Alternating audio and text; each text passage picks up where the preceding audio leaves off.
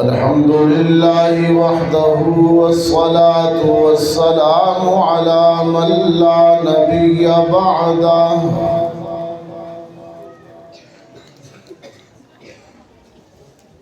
وعلى آله وأصحابه الذين أوفوا عهده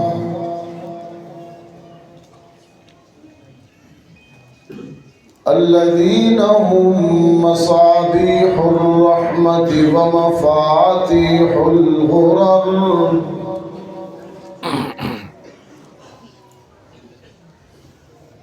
أعوذ بالله من الشيطان الرجيم بسم الله الرحمن الرحيم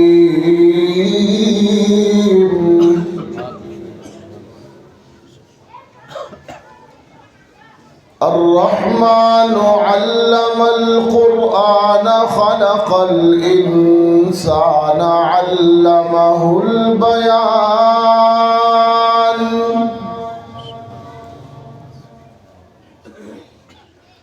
الشمس والقمر بحسبان والنجم والشجر يسجدان والسماء رفعها ووضع الميزان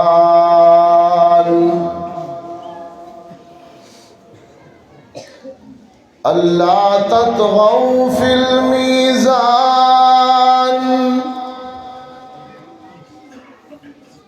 وأقيموا الوزن بالقسط ولا تخسروا الميزان والأرض وضعها للأنام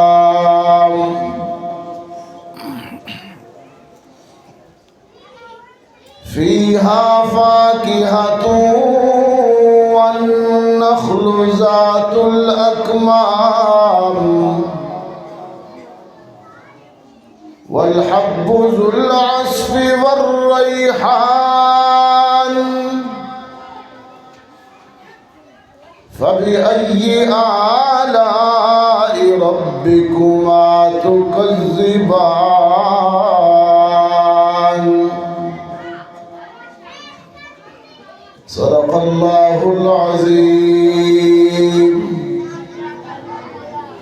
وقال صاحب القرآن صلى الله عليه وسلم خيركم من تعلم القرآن وعلمه وصدق رسولك النبي الأمي الكريم ونحن على ذلك لمن الشاهدين والشاكرين والحمد لله رب العالمين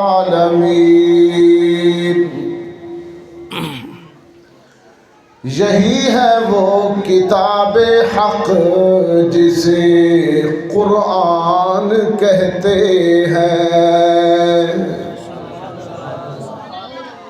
اسے فرقان کہتے ہیں اسے برہان کہتے ہیں تعارف یہ کراتی ہے خداوند تعالی کا فرشتوں کا کتابوں کا حبیب حق تعالی کا نہ کچھ تحریف کا خطرہ نہ خدشہ کچھ خیانت کا خدائے پاک خود ضامن ہے اس کی حفاظت کا اسی نے بھید کھولا ہے نبوت کا خلافت کا اسی نے راز بتلایا ہے قوموں کی امامت کا اللهم صل على محمد وعلى آل محمد كما صليت على إبراهيم وعلى آل إبراهيم إنك حميد مجيد اللهم بارك على محمد وعلى آل محمد كما باركت على إبراهيم وعلى آل إبراهيم إنك حميد مجيد.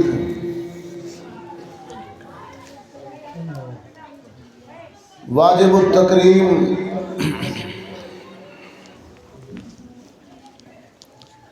میزبان مکرم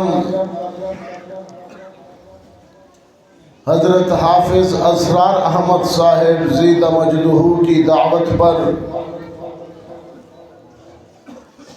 آج ہم سب یہاں جامع مسجد بلال پشاور میں جامعہ عائشہ صدیقہ للبنات اور دارالعلوم محمدیہ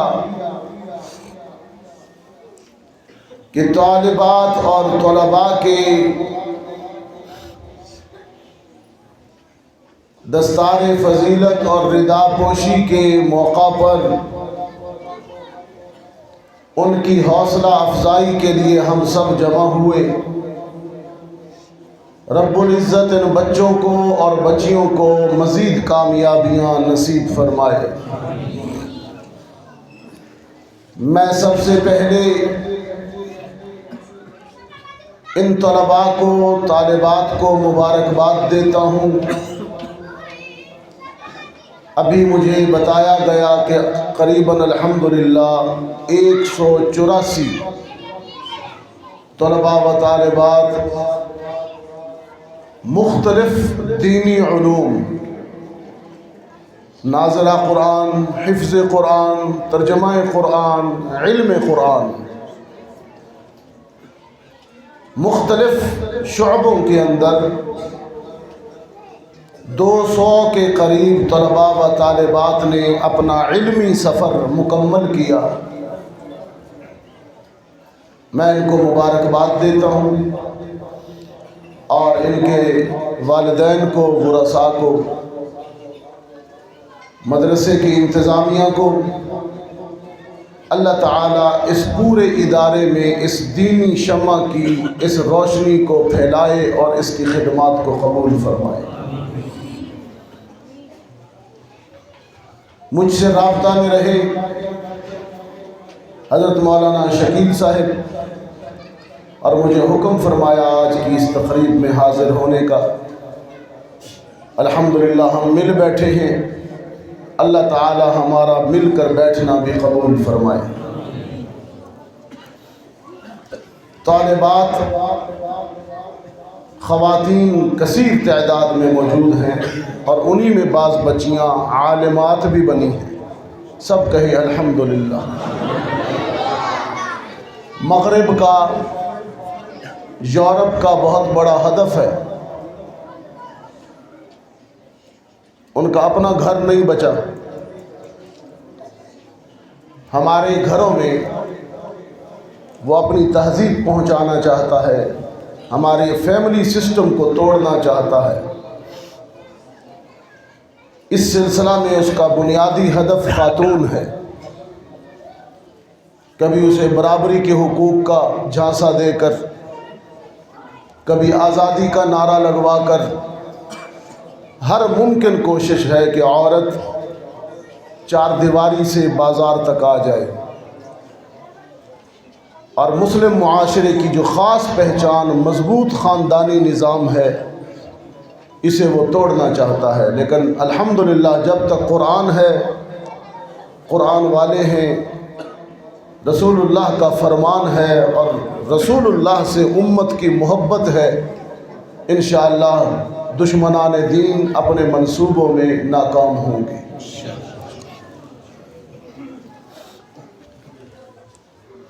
عالم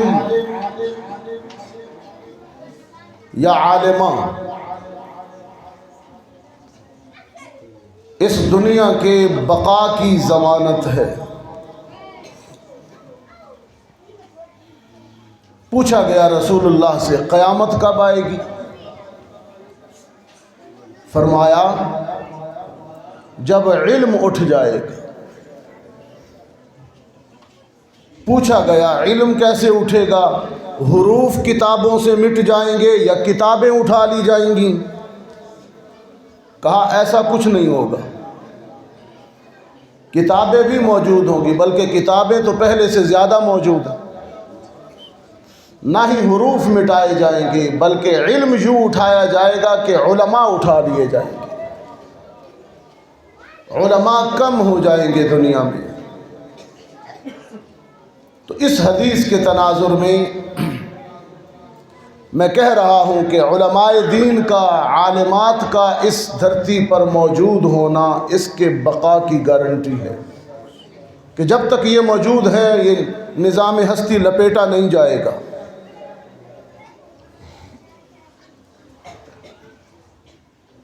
اور اس کے باوجود مجھے گلہ بھی ہے، شکوہ بھی ہے کہ علم کا وہ معیار نہیں رہا۔ القاب زیادہ ہو گئے ہیں، علم کم ہو گیا ہے۔ لقب بڑے بڑے ہیں، پیر طریقت، رہبر شریعت، جامع المعقول والمنقول، اسوۃ الصلحاء، قدوۃ الصالحین۔ القاب بڑے ہیں لیکن علم کم ہے۔ اللہ تعالی ہمیں حصول علم کی طرف متوجہ فرما دے۔ اور قرآن کریم کے مطالعے سے جو ایک بات سامنے آتی ہے وہ یہ بھی ہے کہ علماء اور عالمات کی اصل ذمہ داری اللہ کی توحید کا بیان ہے۔ سورہ آل عمران میں کیا فرمایا؟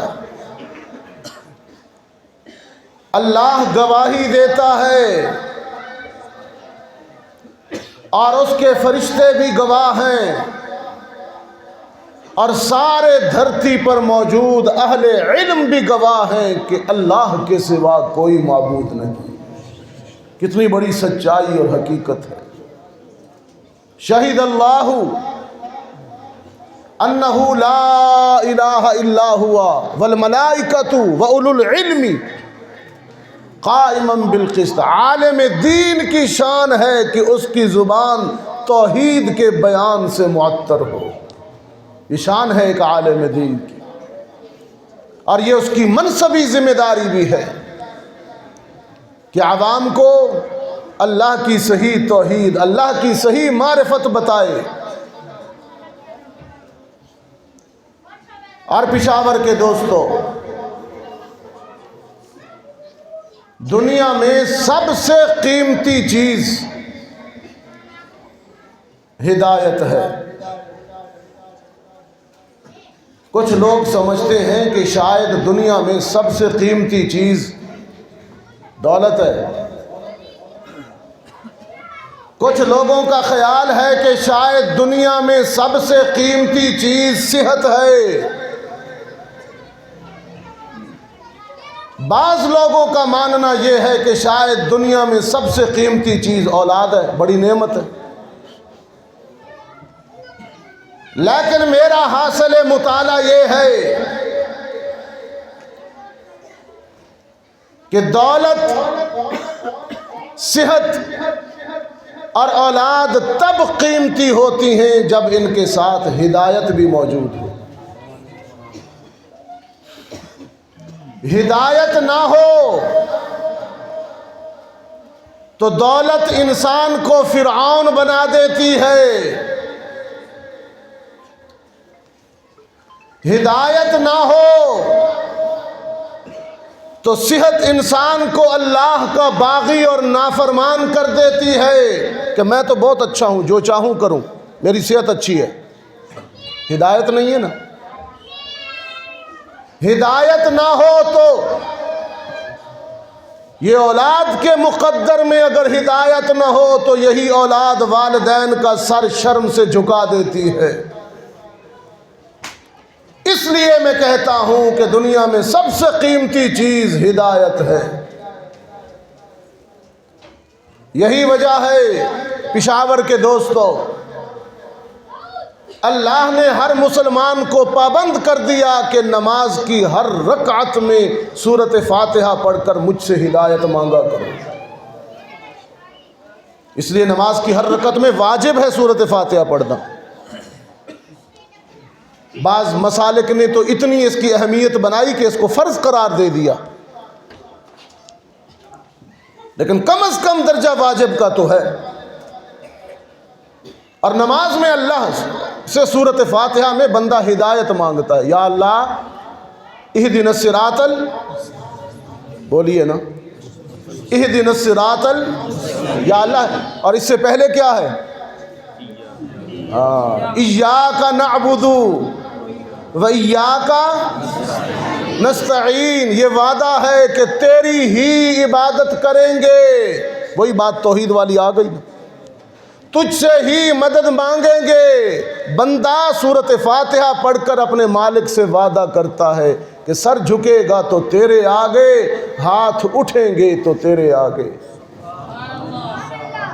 مانگوں گا بھی تجھ سے، سر بھی تیرے حضور جھکاؤں گا، یوں بھی تیرے سامنے کروں گا، یوں بھی تیرے سامنے کروں گا۔ یہ وعدہ کرتا ہے نمازی۔ ایاک نعبد و ایاک نستعین، اس وعدے کے بعد اللہ سے بندہ دعا مانگتا ہے، اہدنا الصراط المستقیم، یا اللہ مجھ کو ہدایت عطا فرما، صراط مستقیم عطا فرما، آمین۔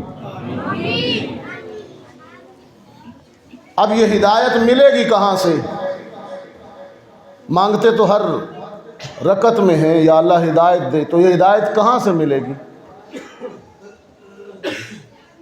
کسی کریانہ سٹور سے یا مارکیٹ سے؟ یا اللہ یہ بھی تو بتانا، ہمیں یہ سکھاتا تو ہے کہ ہدایت مانگو، یہ بھی بتا کہ ملے گی کہاں سے؟ پشاور کے دوستو، حصول ہدایت کا سب سے قوی، مستند اور مضبوط ذریعہ اللہ کا قرآن ہے۔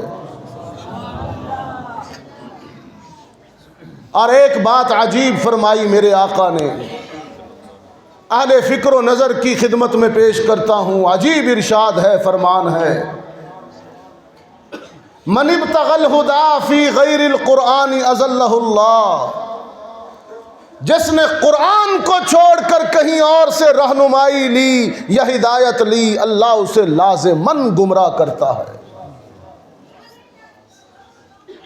قرآن ہی صراط مستقیم ہے۔ بات میں مستند بات کر رہا ہوں، بہت سوچ سمجھ کے، اچانک بات نہیں کر رہا ہوں، اس کو ترتیب دے کے آیا ہوں، اس لیے بڑی توجہ کا طالب ہوں۔ مجھے افسوس ہوگا اگر میری محنت ضائع گئی تو۔ خود فرمایا رسول اللہ نے، القرآن هو الصراط المستقیم، قرآن ہی صراط مستقیم ہے۔ القرآن هو حبل اللہ المتین، قرآن ہی اللہ کی مضبوط رسی ہے۔ القرآن هو الذکر الحکیم، قرآن ہی ذکر حکیم ہے۔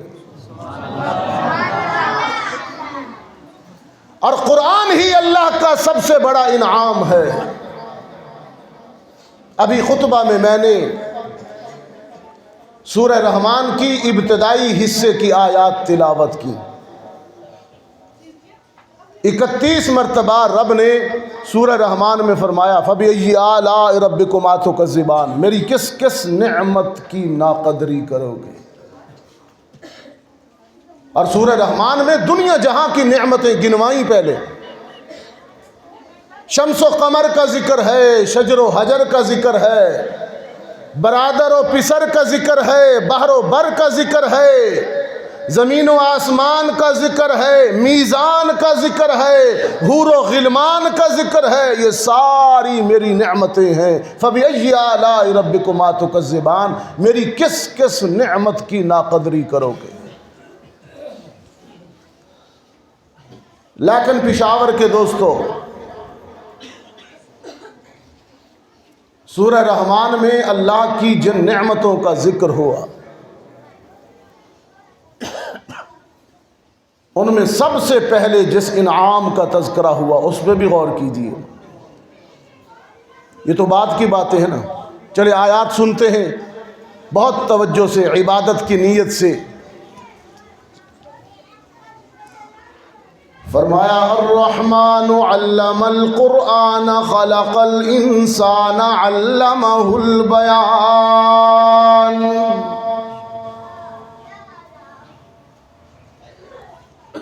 الشمس والقمر بحسبان والنجم والشجر يسجدان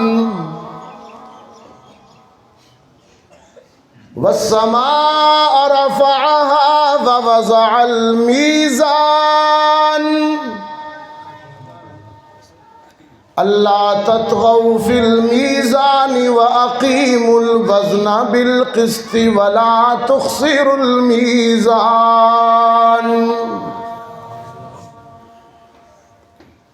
والأرض وضعها للأنام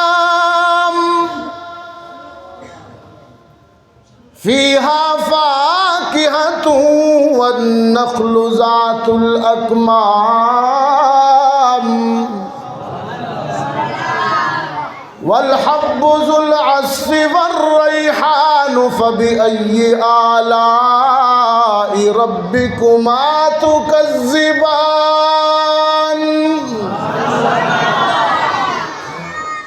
عجیب انداز ہے، عجیب. اور اس طرح 31 دفعہ ہے فبأي آلاء، مختلف 2 آیتوں کے بعد، 1 آیت کے بعد. یہ بھی میرا انعام ہے کہ میں نے آسمان کو بغیر ستونوں کے تمہارے سروں پر چھت بنا کے قائم کر دیا. والسماء رفعها، یہ بھی میرا کرم ہے کہ میں نے سورج کو حرارتوں کا مرکز بنا دیا. دھوپ عطا کی تمہیں، دھوپ کتنی بڑی نعمت ہے میرے. سردیوں میں کوئی 20-25 دن سورج نہیں نکلا تو دھوپ کی قدر معلوم ہوئی.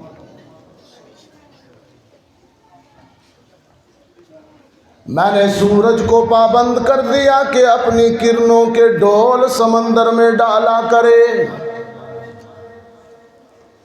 بخارات اٹھتے ہیں، بادل بنتے ہیں اور میری ہوائیں بادلوں کو ہانکتی ہیں. پھر جب میرے بندے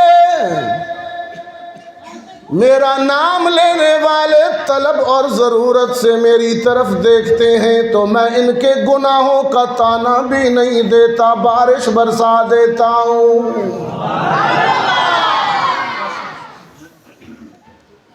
وَالْأَرْضَ وَضَعَهَا لِلْأَنَامِ فِيهَا فَاكِهَةٌ وَالنَّخْلُ ذَاتُ الْأَكْمَامِ. میں نے دھرتی کے سینے کو مخلوقات کی رہائش بنا دیا. وَالْأَرْضَ وَضَعَهَا لِلْأَنَامِ. اور کیجئے، کہیں صحراؤں کے ریت کے انبار لگا دیے، کہیں پہاڑ مستحکم کر دیے، کہیں میدان بچھا دیے، کہیں زمین کے سینے کو پانی سے بھر کر سمندروں میں بدل دیا. سب میرا انعام ہے. وَالْأَرْضَ وَضَعَهَا لِلْأَنَامِ فِيهَا فَاكِهَةٌ وَالنَّخْلُ ذَاتُ الْأَكْمَامِ. اور پھر میں نے زمین کے پیٹ کو تمہارے لیے رزق کا خزانہ بھی بنا دیا، رزق کا سٹور بنا دیا، بھر دیا اس کو. تمہاری غذائی ضروریات سے بھر دیا پیٹ شکم زمین کو. لیکن پشاور والو، نعمتوں کے اس بیان میں، انعامات کی اس فہرست میں سب سے پہلی نعمت جو میرے رب نے ذکر کی اس پہ بھی تو غور ہونا. انعامات کی اس فہرست میں نعمتوں کے اس بیان میں رب العالمین نے سب سے پہلی نعمت، سب سے پہلا جو انعام ذکر کیا وہ یہ ہے الرحمن علم القرآن۔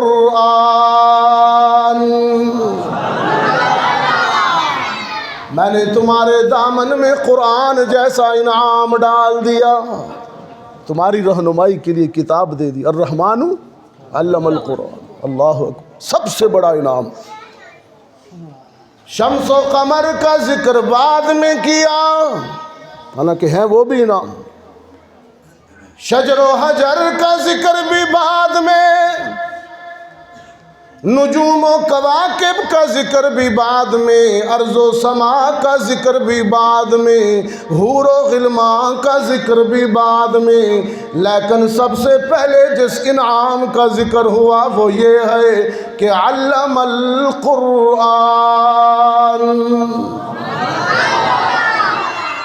میں نے تمہیں قرآن عطا کیا، قرآن والوں خوش ہو جاؤ۔ بہت بڑا اللہ کا انعام ہے، اللہ نے جن کے دامن میں، جن کے سینے میں اس نعمت کو محفوظ کیا۔ فخر کیا کرو اور قدر بھی کیا کرو۔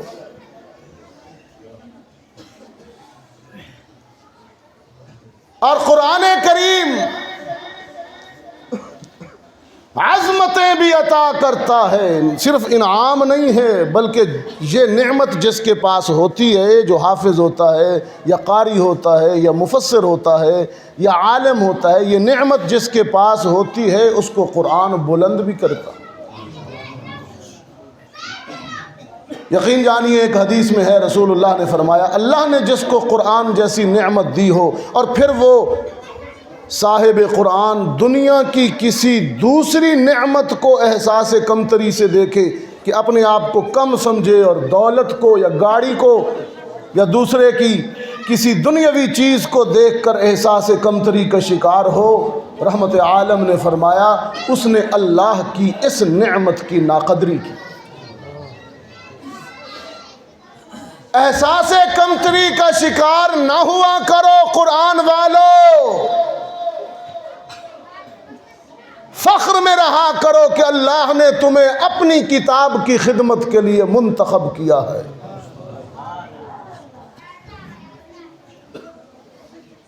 آپ دیکھیے نا، قرآن کریم ایک یتیم پر نازل ہوا صلی اللہ، اور وہ یتیم اتنا بلند ہوا، اتنا بلند ہوا، کیا کہا؟ ابھی رجب گزرا ہے، شب معراج کے حوالے سے آپ نے علماء سے بات سنی، اکثر و بیشتر علماء نے اس سلسلے میں ایک آیت کی تلاوت کی، آپ بھی سماعت کیجیے۔ فرمایا سبحان الذی اسری بعبدہ لیلا من المسجد الحرام الی المسجد الاقصی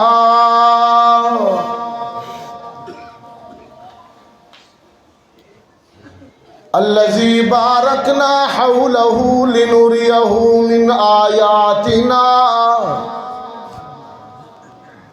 انہ هو السمیع البصیر۔ پاک ہے وہ ذات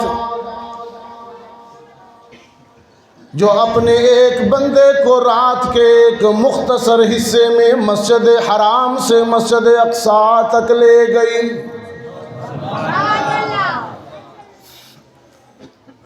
رحمت عالم صلی اللہ علیہ وسلم فرماتے ہیں میں مسجد حرام سے مسجد اقصی پہنچایا گیا براق پر۔ جبریل نے براق اقصی کے باہر باندھا، میں اندر داخل ہوا، میں نے دیکھا 1.25 لاکھ انبیاء اور رسل قطاریں بنائے منتظر بیٹھے ہیں۔ مجھ پہ پہلی نظر پڑی تو سارا مجمع استقبال کے لیے کھڑا ہو گیا۔ کیا شان ہے! اور قصداً آیا ہوں اس عنوان پر کچھ کہنا چاہ رہا ہوں۔ رحمت عالم صلی اللہ علیہ وسلم نے فرمایا معراج کی شب 1.25 لاکھ انبیاء اور رسول نے اٹھ کر میرا استقبال کیا، سب نے مجھے مرحبا کہا،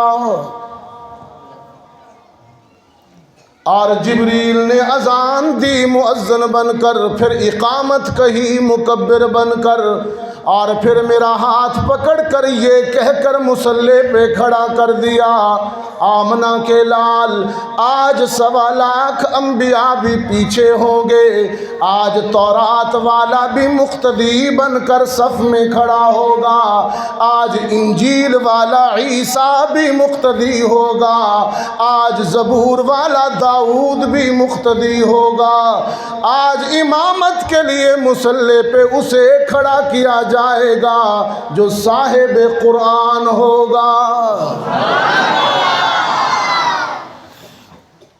کتنی عظمت ملی۔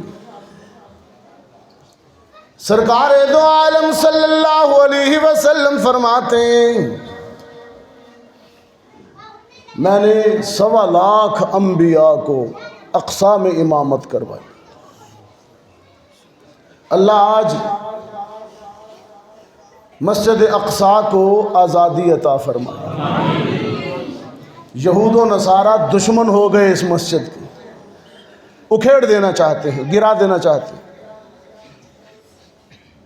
میں نے کہا سوچا انہیں کیوں ایک مسجد سے حسد ہے؟ پھر بات سمجھ آئی اصل میں یہ مسجد سے حسد نہیں کرتے، میرے آقا کی عظمت ہضم نہیں ہوتی۔ یہی تو وہ جگہ تھی جہاں موسیٰ کلیم بھی مقتدی تھے، یہی تو وہ جگہ تھی جہاں عیسیٰ مسیح بھی مقتدی تھے اور عرب کا یتیم مقتدا تھا۔ اور اس بات کی شہادت اور عینی شاہد، اس عظمت کی گواہ مسجد اقصیٰ تھی۔ تمہیں یہ عظمت ہضم نہیں ہو رہی۔ اسلام کے اور بانی اسلام محمد عربی کے دشمن تو ہیں یہ۔ میں نے کہا مسجد اقصیٰ کی عظمت یہ ہے کہ یہ سنگم ہے سفر کے دونوں حصوں کا۔ اللہ کے رسول مکہ سے چلے، یہ مسجد اقصیٰ میں آ گئے، یہاں نبیوں کو امامت کرائی، اور پھر مسجد اقصیٰ سے یہ چلے اوپر اور وہ عرش معلیٰ تک گئے۔ سفر کے 2 حصے ہیں، ایسے زمین سے زمین تک، ایک ملک سے دوسرے ملک تک، اور پھر ایسے زمین سے عرش تک۔ ان دونوں سفر کے دونوں حصوں کا جوائنٹ سنگم اور مرکز مسجد اقصیٰ ہے۔ اس لیے میں کہتا ہوں کہ تو ہے سنگم، تو ہے سنگم اسراء و معراج کا، جوائنٹ ہے، تو مرکز ہے۔ اس کو اسراء، سبحان الذی اسراء، اور وہ معراج۔ میں نے کہا تو ہے سنگم اسراء و معراج کا، تو نے دیکھا وہ منظر کہ سب انبیاء ایک امی لقب کی کریں اقتدا،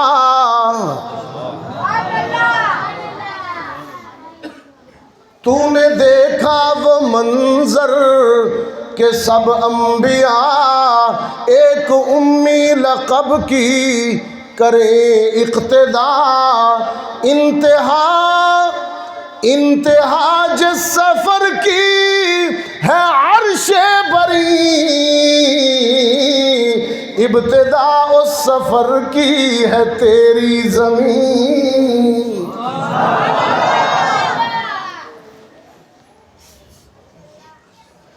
اور تیرے معمار بانی، تیرے بانی مسجد اقصیٰ تیرا معمار، اور تیرے معمار حضرت سلیمان ہے، اور تیرے فاتح عمر اور سلطان ہے۔ فاروق اعظم نے تجھے فتح کیا، پھر سلطان صلاح الدین ایوبی نے تجھے فتح کیا۔ تیرے معمار حضرت سلیمان ہے، اور تیرے فاتح عمر اور سلطان ہے۔ سب یہود و نصارا ہے دشمن تیرے، اور تیرے وارث فقط یہ مسلمان ہے۔ رب العالمین نے فرمایا سبحان الذی اسرا بعبدہ لیلا من المسجد الحرام الى المسجد الاقصى الذي باركنا حوله لنريه من آياتنا إنه هو السميع البصير۔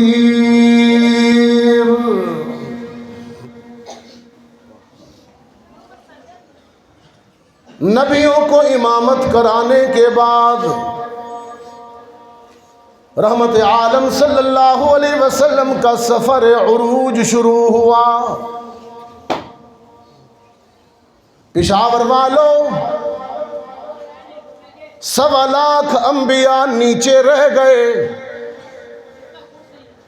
7 آسمان بھی نیچے رہ گئے، روح الامین بھی پیچھے رہ گیا، سدرۃ المنتہا بھی نیچے رہ گئے، جنت المأوا بھی نیچے رہ گئی، عالم امکان بھی نیچے رہ گیا، انسانی وہم و گمان بھی پیچھے رہ گیا، عرش معلا بھی نیچے رہ گیا، اور آمنہ کا لال عبداللہ کا یتیم قاب قوسین کی بلندی پر پہنچ گیا۔ اتنا عروج، اتنے عروج پر جا کر، اتنی بلندی پر جا کر رب العالمین نے فرمایا محبوبا میرے آقا کی شان دیکھی۔ رب العالمین نے فرمایا ہم نے ابراہیم کو خلیل کا لقب دیا، ہم نے موسیٰ کو کلیم کا لقب دیا، ہم نے عیسیٰ کو مسیح کا لقب دیا۔ آج کی رات آپ اتنی بلندی پر آئے ہیں محبوب، آج ہم آپ کو اپنا حبیب بنا رہے ہیں۔ انت حبیب اللہ،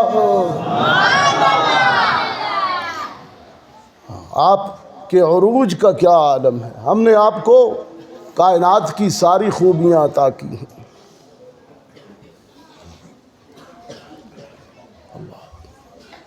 قرآن کریم ایک یتیم پر نازل ہوا، اور وہ یتیم اتنا بلند ہوا کہ عرش بری پر جا پہنچا۔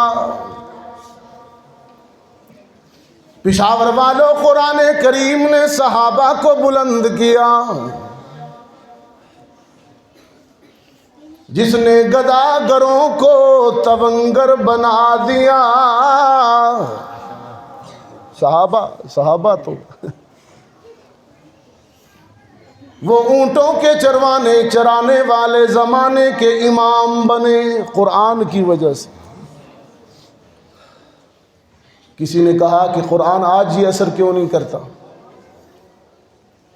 میں نے کہا تم نے قرآن کو صرف ایصال ثواب تک محدود رکھا نا، تم نے مردوں کے لیے بنا دیا اس کتاب کو۔ یہ کتاب زندوں کے لیے ہے،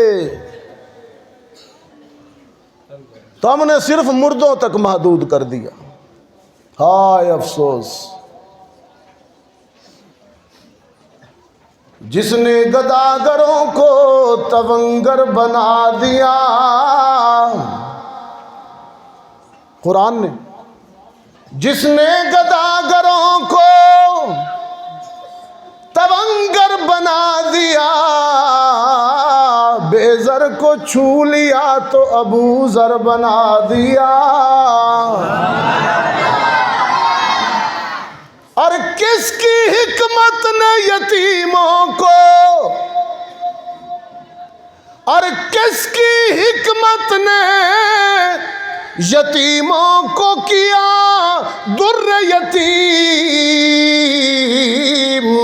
اور کس نے غلاموں کو زمانے بھر کا مولا کر دیا۔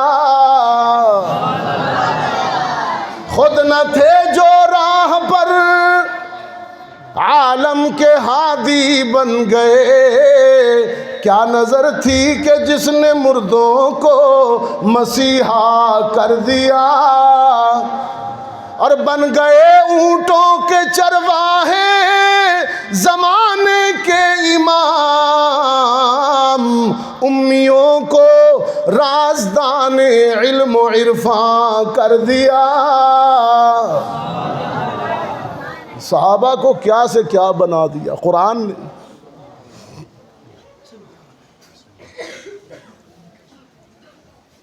سرکار دو عالم صلی اللہ علیہ وسلم کو حکم ہوا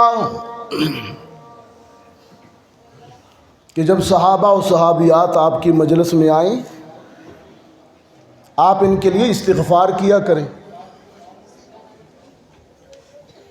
بہت توجہ، نبی کو حکم دیا کہ جب صحابہ و صحابیات ایمان لا کر سابقہ زندگی سے توبہ کر کے تیری مجلس میں آئیں تو ان کے لیے استغفار۔ پیغمبر آج آپ جاتے ہیں نا، پیر صاحب میرے لیے دعا کرو، پیر صاحب ہاتھ اٹھا دیتا ہے، آپ خوش ہو جاتے ہیں۔ تیرے اور میرے لیے پیر کے ہاتھ اٹھیں تو کامیابی کی گارنٹی سمجھتے ہو، جن کے لیے رسول ہاتھ اٹھائے وہ کتنے کامیاب ہوں گے۔ فتح مکہ کے بعد بہت سے صحابہ آئے، بہت سے لوگ مسلمان ہوئے، انہی میں حضرت معاویہ بھی تھے رضی اللہ عنہ، ابو سفیان بھی تھے رضی اللہ تعالی عنہ۔ منظر یہ تھا پشاور کے دوستو، قرآن نے کہا فوجیں تھی، فوجیں۔ جاء نصر اللہ والفتح، فتح آئی، رأیت الناس يدخلون فی دین اللہ، فوجیں آ رہی ہیں، مردوں اور عورتوں کی فوجیں آ رہی ہیں، اسلام میں داخل ہو رہی ہیں۔ یدخلون، اور آج کا مفکر کہتا ہے وہ اسلام میں تھے ہی نہیں۔ قرآن کیا کہتا ہے؟ یدخلون، وہ دین میں آ رہے ہیں۔ یہ بغض صحابہ میں کہتا ہے دین سے نکل گئے۔ ان کے دخول دین کی شہادت تو قرآن دے رہا۔ عورتیں بھی آئیں، آج چونکہ میں نے سنا کہ میری مائیں بہنیں بھی باپردہ سن رہی ہیں، اور ان کی تقریب ہے، گفتگو کا یہاں سے حصہ میں خواتین کے لیے مختص کرتا ہوں۔ فتح مکہ کے بعد 500 خواتین کا وفد رسول اللہ کی خدمت میں آیا۔ عرض کی اللہ کے رسول ہم بھی ایمان لاتی ہیں۔ ان میں ابو سفیان، حضرت ابو سفیان، حضرت کی بیوی اور حضرت معاویہ کی والدہ بھی تھی۔ ہم بھی ایمان لاتی ہیں۔ 500 خواتین نے کہا۔ رسول اللہ نے وحی کا اشارہ پا کر فرمایا کہ 6 شرطیں ہیں۔ کتنی؟ سورہ ممتحنہ میں 6 شرطیں ہیں، مجھ سے وعدہ کر لو 6 باتیں تم پوری کرو گی، پھر میں تمہارے لیے اللہ کے آگے سفارش کے لیے ہاتھ اٹھاؤں گا، استغفار کروں گا تمہارے حق میں۔ بس واستغفر لهم الرسول، کہیں کہا واستغفر لهن اللہ۔ صحابہ، مرد صحابہ کے بارے میں بھی کہا، عورتوں کے بارے میں، دونوں کی علیحدہ علیحدہ آیات پڑھ دیتا۔ مردوں کے متعلق کہا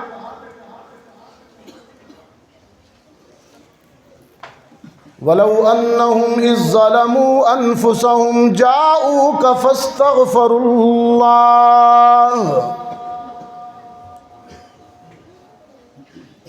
جَاءُوكَ۔ کاش آپ عربی جانتے تو مجھے وضاحت ہی نہ کرنی پڑتی، میں عنوان آگے چلاتا، لیکن اب بھی ایسا ہی کروں گا۔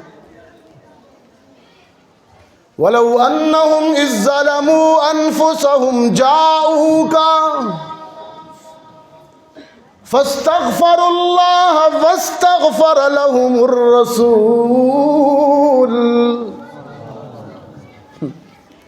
یہ صحابہ تیری مجلس میں آئیں گے، اپنی سابقہ زندگی پر نادم ہوں گے، اور تو ہاتھ اٹھا کر شفاعت کرے گا. لَوَجَدُوا اللَّهَ تَوَّابًا رَحِيمًا. میں عرش بری سے وعدہ کرتا ہوں ان کے سارے معاف کر دوں گا. یہ مردوں کے متعلق تھا جو فتح مکہ کے بعد آئے تھے. عورتوں کے متعلق کہا یا ایھا النبی. یہ وحی کا انداز ہے، یہ قرآن پکار رہا ہے اپنے رسول کو. یا ایھا النبی اذا جاءک المؤمنات یبایعنک علی الا یشرکن باللہ شیئا ولا یسرقن ولا یزنین ولا يقتلن أولادهن ولا يأتين ببهتان يفترينه بين أيديهن وأرجلهن ولا يعصينك في معروف فبايعهن واستغفر لهن الله. پیغمبر یہ جو ندامت کے اشک بہاتی ہوئی عورتیں، یہ آنسو بہاتی ہوئی سابقہ زندگی پر ندامت کرتی ہوئی تیری بارگاہ رحمت میں پہنچی ہیں، ان کے دلوں میں خالص نیت بھی ہے توبہ کی، تجھ کو رسول بھی مانگتی ہیں. پیغمبر ان کو مسلمان کر، کلمہ پڑھا، اور پھر مجھ سے میری بارگاہ میں ان کے حق میں دعا بھی کر. واستغفر لہن اللہ. رب العالمین نے اعلان فرمایا ان اللہ غفور الرحیم.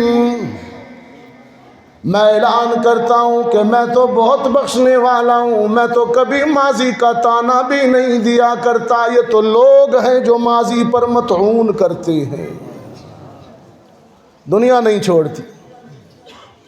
رب نے معاف کر دیا، اللہ نے اعلان کر دیا، یہ نہیں چھوڑ رہے آج تک. کیسے بدنصیب ہے. رب العالمین نے اعلان کر دیا ان اللہ غفور الرحیم. اللہ بخشنے والا ہے، اللہ رحمت فرمانے والا ہے. یہ تو صحابہ و صحابیات کی بات تھی. ایک بات آپ کے لیے خوشخبری کی بتاؤں.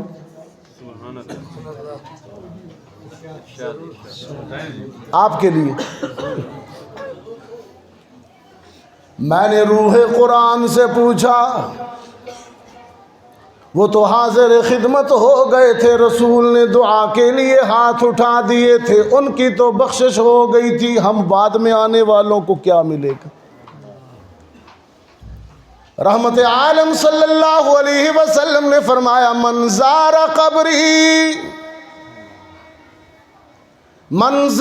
قبری وجبت لہ شفاعتی. جو مدینہ منورہ میں آ جائے، میرے روضہ اطہر کی زیارت کرے، مجھ پر درود و سلام پڑھے، میں اس کے لیے بھی سفارش و شفاعت کرتا ہوں. اسی لیے تو حسان کھڑا تھا روتا ہوا. روضہ رسول پہ حضرت حسان جیسا صحابی کھڑا ہے اور کہتا کیا ہے. حسان کہتے یا خیر من دفنت فی التراب اعظمہ، یا خیر من دفنت فی التراب اعظمہ فطاب من طیبہن الکاع والاکم. جب تک حیات دنیاوی میں زندہ رہے، دھرتی کے سینے پر چلتے پھرتے رہے تو زمانہ معطر رہا، زمانہ مہکتا رہا۔ فطاب من طیبہن القاع والعقوم، جب تک حیات دنیاوی میں موجود رہے تو زمانہ مہکتا رہا۔ نفس الفداء لقبر انت ساکنہ فیہ العفاف وفیہ الجود والکرم۔ اور جب قبر اطہر کے اندر چلے گئے، حیات برزخی شروع ہو گئی۔ پہلے زمین دھرتی اپنے سینے پر مہکتی رہی، وہ روضے میں گئے تو زمین کا باطن بھی مہکنے لگا۔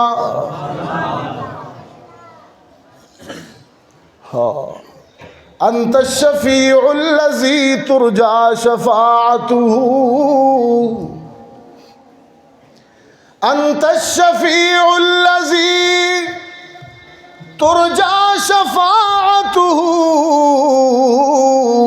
علی الصراط اذا ما زلت القدم۔ جب بھی کوئی لغزش، جب بھی کوئی پھسلنے والا صراط مستقیم سے ہٹتا ہے، تیری تعلیمات سنبھال لیتی ہیں۔ علی الصراط اذا ما زلت القدم، تیری تعلیمات گمراہ نہیں ہونے دیتی۔ میں اپنی بیٹیوں سے کہا کرتا ہوں، میں اپنی بیٹیوں سے کہا کرتا ہوں، خواتین کو دینی جذبہ اور دینی شوق دلانے کے لیے کہتا ہوں،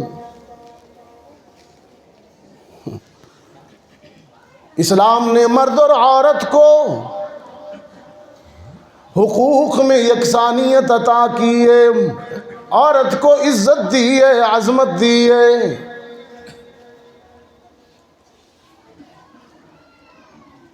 ایک ایسا بڑا اعزاز جو دنیا میں بہت بڑا اعزاز ہے، اللہ نے وہ اعزاز سب سے پہلے عورت کو عطا کیا ہے۔ سب سے پہلے میرے آقا پر ایمان لانے والی ایک عورت ہے، مرد نہیں ہے۔ کون ہے وہ؟ سیدہ خدیجۃ الکبریٰ رضی اللہ، رحمت عالم اقرا کا سبق لے کر غار حرا سے آئے ہیں۔ زملونی کی خواہش کی، مجھے کمبل اڑاؤ۔ خدیجہ کمبل لائی، اپنے سرتاج کو اڑایا اور سرہانے بیٹھ گئی، پیشانی پر ہاتھ رکھتے ہوئے تسلی دینے لگی، محمد گھبرائیے نہیں، اللہ آپ کو ضائع نہیں کرے گا، مجھے بتائیے کیا ہوا ہے۔ رحمت عالم نے فرمایا، خدیجہ آج غار حرا میں ایک فرشتہ آیا، اس نے مجھے بتایا، اقرأ بسم ربک الذی خلق، خلق الانسان من علق، اقرأ وربک الاکرم الذی علم بالقلم، علم الانسان ما لم یعلم۔ ادھر زبان نبوت سے تلاوت ختم ہوئی، ادھر خدیجہ کے لبوں پہ آ گیا، اشہد ان محمد رسول اللہ۔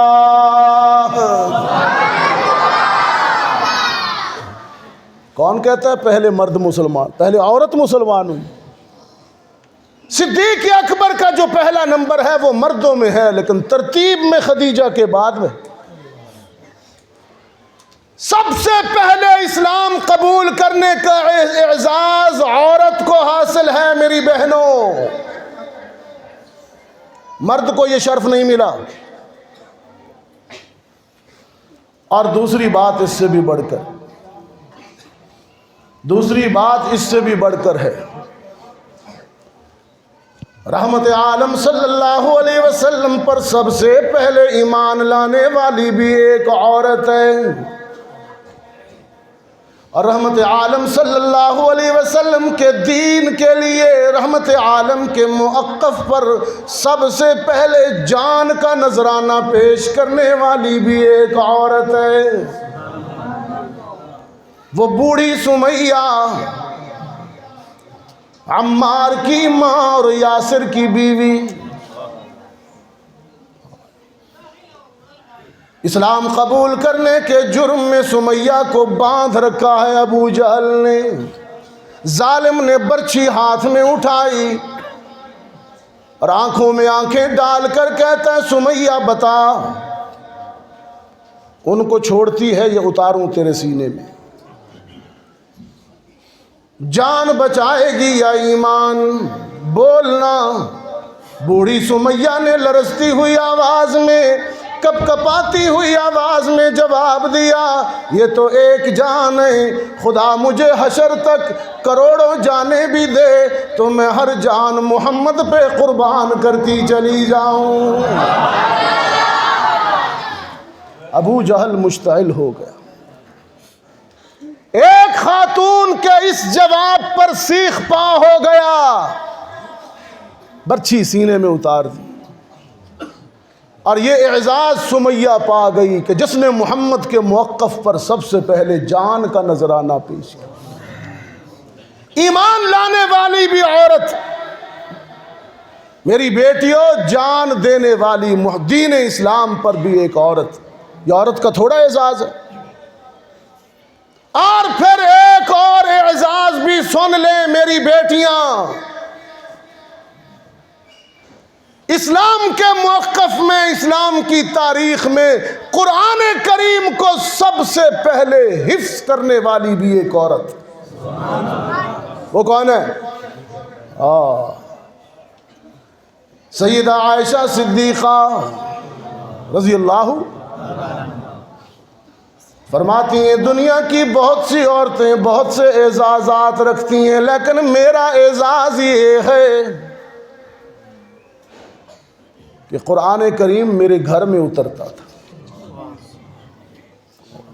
میرے بستر پہ اترتا تھا قرآن، اور جب اترتا تھا میں وہ پہلی ہوتی تھی جو یاد کر لیتی تھی۔ عمر چھوٹی تھی، قوت حفظ مضبوط تھا، اللہ کی حکمت بھی یہی تھی۔ سیدہ عائشہ صدیقہ فرماتی ہیں یہ بھی میرا اعزاز کہ رسول کے حرم میں کنواری اور باکرہ میں آئی، یہ بھی میرا اعزاز کہ نکاح سے پہلے رسول کو میری تصویر جبریل نے دکھائی، شبیہ دکھائی، شبیہ۔ خدیجہ کے انتقال کے بعد افسردہ تھے محمد صلی اللہ علیہ وسلم، پریشان تھے، خدیجہ فوت ہو گئی۔ جبریل نے عرض کی اللہ کے رسول، اب خدیجہ کے انتقال کے بعد آپ کی ازدواجی رفاقت کے لیے اللہ نے ابو بکر کی بلند بخت بیٹی کو منتخب کر دیا، اب عائشہ آئے گی۔ سیدہ فرماتی ہیں یہ بھی میرا اعزاز کہ میں نے ان آنکھوں سے جبریل کو اصلی حالت میں دیکھا، یہ بھی میرا اعزاز کہ جب میرے کریکٹر پر منافقین نے کیچڑ اچھالا تو قرآن کی سورت نور میری تطہیر پر نازل ہوئی، اور یہ بھی میرا اعزاز کہ رسول اللہ نے زندگی کی حیات دنیاوی کے آخری لمحات میرے گھر میں، میرے حجرے میں، میری گود میں گزارے، یہیں سے رخصت ہوئے۔ اور یہ بھی میرا اعزاز جو دنیا کے کسی فرد کو نہیں ملے گا کہ شکم نبوت میں جانے والی آخری غذا عائشہ کا لعاب دہن بنا۔ آخری وقت کام کیا پشاور والوں؟ آخری عمل کیا ہے رسول کا؟ جزاک اللہ، جزاک، مسواک۔ آخری عمل جو ہم کرتے نہیں، منہ سے اتنی بو آ رہی ہوتی اور نماز کے لیے کھڑے ہو جاتے، اللہ فرشتے اذیت پاتے، اس لیے تو کہا کچا پیاز کھا کے مسجد میں نہ آیا کرو۔ ساتھ والا نمازی جس سے تکلیف پاتا ہے تو تمہارے دائیں بائیں بیٹھے کرامن کاتبین بھی تکلیف پاتے۔ دانت صاف کر کے آیا کرو۔ مجھے اپنی امت پر مشقت کا ڈر نہ ہوتا تو میں 5 نمازوں میں مسواک کو فرض قرار دیتا، لیکن مجھے علم ہے کہ تم مشقت میں پڑ جاؤ گے۔ تم نماز سے پہلے مسواک نہیں کرتے اور میرا پیغمبر وفات سے پہلے بھی مسواک کرتا۔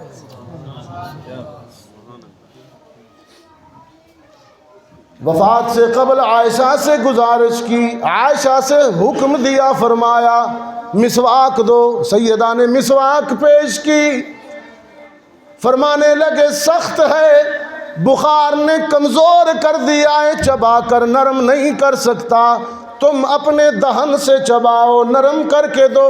سیدہ فرماتی ہیں میں نے نرم کیا اور پھر دھونے کے لیے پانی کی طرف بڑھی، رحمت عالم نے میرا ہاتھ پکڑ لیا، دھو نہیں، یہ مسواک آج میں اسی طرح استعمال کر کے قیامت تک آنے والی دنیا کو عائشہ کی عظمت بتانا چاہتا ہوں۔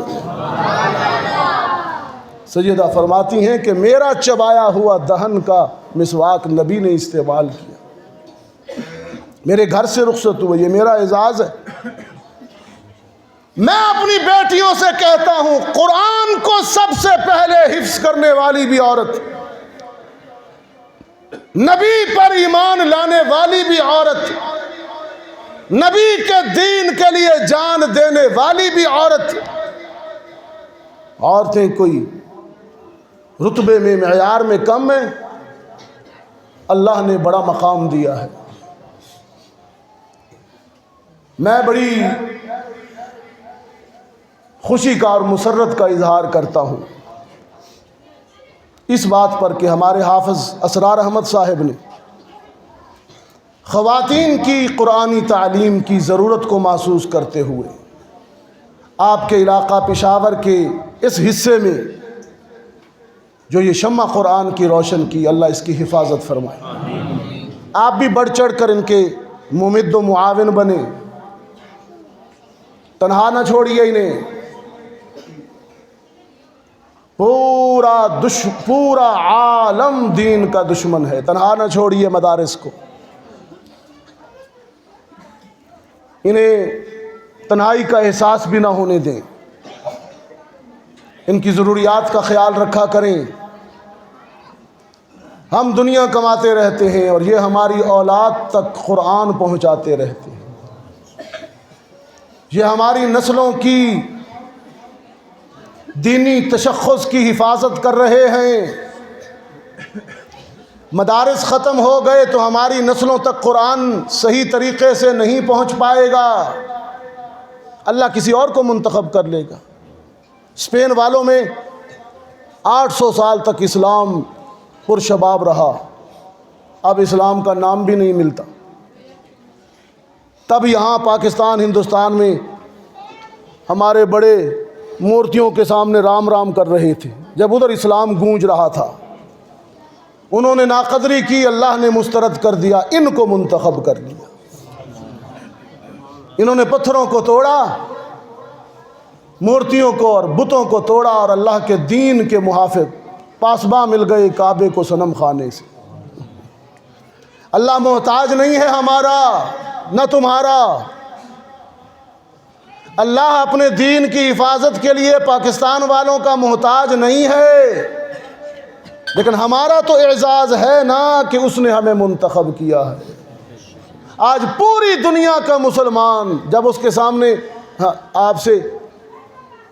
جب ہمارے سامنے سوال آتا ہے کہ بیٹے کو اچھی تعلیم دلانے کے لیے فارن بھیجنا ہے غیر ملک میں، تو نام آئے گا امریکہ کا، یورپ کا، چائنا کا، جاپان و جرمنی کا، لیکن میرا سر فخر سے بلند ہوتا ہے کہ پوری دنیا میں جب نام آتا ہے مسلمان کے سامنے کہ بچے کو اچھی دینی تعلیم دلانی ہے تو کہا جاتا ہے پاکستان بھیجو۔